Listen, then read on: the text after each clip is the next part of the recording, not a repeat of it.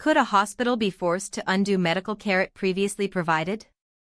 This unprecedented settlement in Texas is raising eyebrows and igniting fierce debate across the country, marking a dramatic new chapter in the ongoing cultural clashes over healthcare. Before we dive into the specifics of this bombshell development, if you want to stay on top of everything happening in U.S. politics, hit that subscribe button right now and leave a like. It really helps this channel grow and ensures you don't miss out on crucial updates like this one. Now, let's get into it. Texas Attorney General Ken Paxton announced a truly remarkable settlement with Texas Children's Hospital. Under the terms of this agreement, the hospital is mandated to establish the nation's very first detransition clinic. This clinic, as described by Paxton, will focus on providing medical care to patients who have previously undergone gender-affirming healthcare, with the explicit goal of reversing the effects of those treatments. This isn't a voluntary initiative, it's a direct result of legal action and negotiation. But that's not all. The settlement also requires Texas Children's Hospital to fire 5 physicians. The exact reasons for their dismissal haven't been fully detailed, but it's highly probable it's tied to the hospital's prior provision of gender-affirming care. On top of that, the hospital has agreed to pay the state a substantial $10 million. This is a hefty price tag, and it underscores the severity of the situation from the Attorney General's perspective.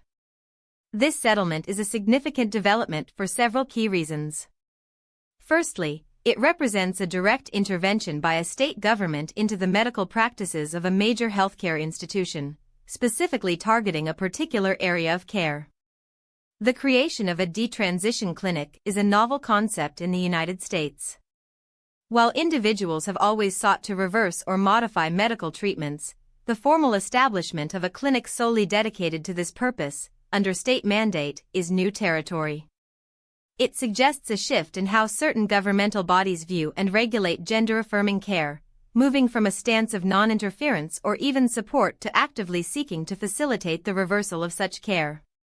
Secondly, the impact on physicians and the broader medical community is undeniable.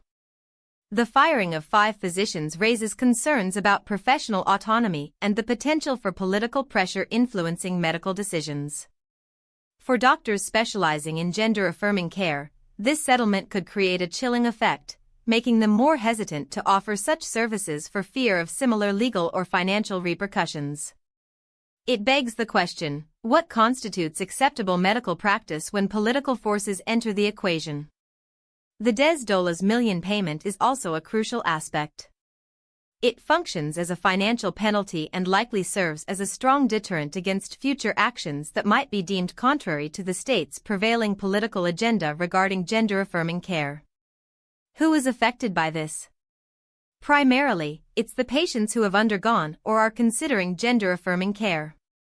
For those who may be experiencing regret or have changed their minds about their transition, the existence of a detransition clinic could offer a new avenue of support. However, the focus on reversing effects raises questions about the scope of care, the potential for medical complications, and the long-term well-being of these individuals. It's a complex medical and psychological landscape. Beyond the patients, this settlement profoundly impacts Texas Children's Hospital. It represents a significant financial and reputational blow. The hospital will now be tasked with developing and operating a clinic for which there is limited precedent, and it must do so under the watchful eye of the state attorney general. This could also influence how other hospitals across Texas and potentially other states approach similar services. What are the possible outcomes? This settlement could embolden other conservative states to pursue similar actions against healthcare providers offering gender-affirming care. It could lead to a patchwork of laws and regulations across the country, creating significant disparities in access to care.